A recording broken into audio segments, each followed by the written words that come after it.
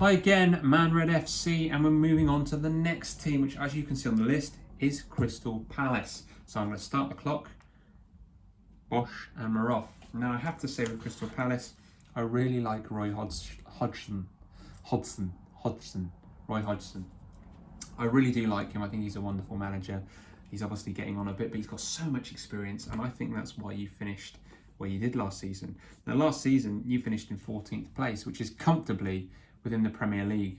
And although I know after lockdown you kind of stumbled towards the end, you were safe. So you can obviously provide excuses for why that might have happened.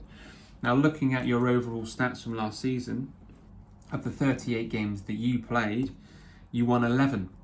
Now obviously looking at that in isolation isn't a brilliant statistic, is it? You know, it's less than 30% potentially of all games.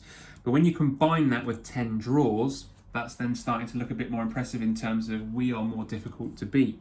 21 games of 38 unbeaten isn't too shabby, and that is probably why you finished in 14th place. Now you did lose 17 games, and I'll refer to why I think that's the case in a minute, but that is nearly 50% of your overall matches. Now think about it. If those draws that you managed to secure last season, next season turn to losses, you could see a plummet. Obviously, if you manage to change that and win these games, there's a lot of places for Palace to move. However, your goals for last season were atrocious. You scored 31 in 38.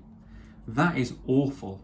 When you consider the attacking talent that you have at your team, that is a terrible return. Absolutely terrible. So I would only expect that to get better unless players leave. The big problem here is you managed to concede 50 goals, which isn't, again in isolation, too horrific. But when you combine that with the ability to score 31 in 38, your goal difference is 19, negative 19 goals, which is half a season's worth of games. So you're obviously conceding a lot of goals in comparison to how many goals you are scoring, which tells me you haven't got a very potent attack, or certainly players maybe aren't up to it in terms of their mentality. Do they want to leave? Are they committed? Jordan Ayew was your top scorer. Really? Jordan Ayew is your top scorer when you've got Wilfried Zaha at the club and Benteke, who's very good in the air. That doesn't make sense to me. Yes, I rate Jordan Ayew. I think he's quite a good player. But there is no way in hell he should be your top scorer, I don't think. Now, looking at your points, fairly consistent. So your home record was 23 points and your away record was 20. So fairly consistent along the board. You were as good as you were at home as you were away. Arguably, you could say you were as poor at home as you were away.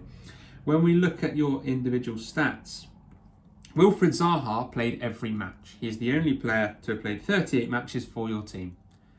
What was his return, do you think?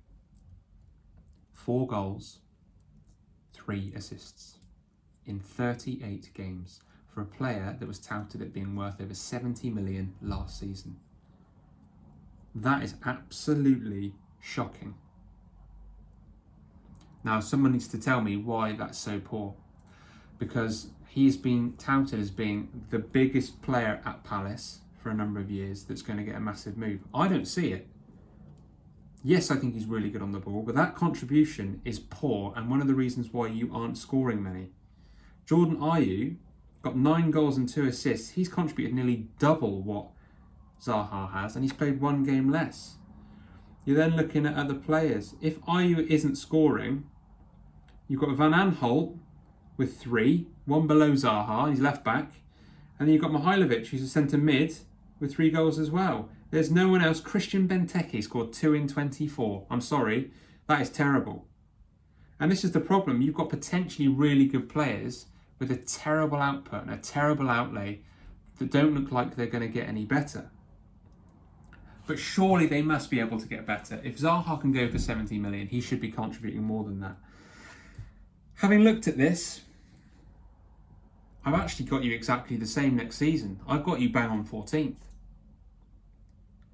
I didn't even realise I put that the same. So I think I've got you exactly the same in 14th. So I think, again, comfortably safe. I just can't see these players having such a poor season again. I just can't. And if you manage to obviously secure up your defence, with Cahill coming back, because I know he got injured, then I think you'll be there or thereabouts. But your striking and your strikers in Zaha and other players need to do so much better in the attacking third. But I think 14th is nailed on. 5 minutes. Thanks very much. Boom.